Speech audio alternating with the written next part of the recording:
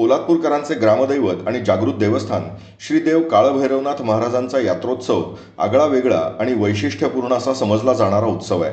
ग्रामदैवत श्री काळभैरवनाथ महाराजांचा आजही शेकडो वर्षांची परंपरा आणि रूढी जपत यात्रोत्सव साजरा केला जातो.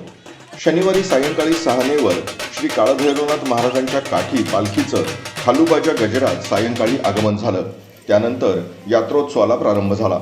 यावेळी यात्रोत्सवात आलेले भाविक प्रथम 6 श्री काळभैरवनाथ महाराजांना नतमस्तक होऊन सहकुटुंब आणि मित्रपरिवारासहित यात्रोत्सवाच्या ठिकाणी असणाऱ्या विविध दुकानातून फिरून वेगळ्या खाद्यपदार्थांचा आस्वाद घेत आकाश पाळण्यासह वेगवेगळ्या फिरत्या चक्रांवर बसण्याचं मजा रात्रभर लुटली. रात्री तालुक्यातील काटेतळी, सडवली, चांभारगणी, मोरगिरी, फौजदारवाडी, चरई, वाकण या 6 गावातील काठ्या पालख्या श्री काळभैरवनाथाच्या भेटीसाठी सहाणेवर आल्या. यावेळी सजवलेल्या काठ्या पालख्या भाविकांसाठी मुख्य आकर्षण ठरल्या.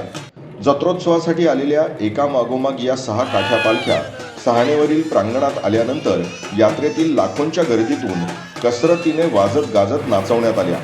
यावेळी पालख्या सहाणेवर विराजमान झाल्यानंतर सर्व गावच्या पालख्यांचं एकत्रित असण्यामुळं त्या ठिकाणचं वातावरण भक्तिमय पाहायला मिळालं. भक्तिमय वातावरणात सर्व कार्यक्रम संपन्न झाल्यावर पहाटे 5 नंतर यात्रोत्सवाची सांगता करण्यात आली.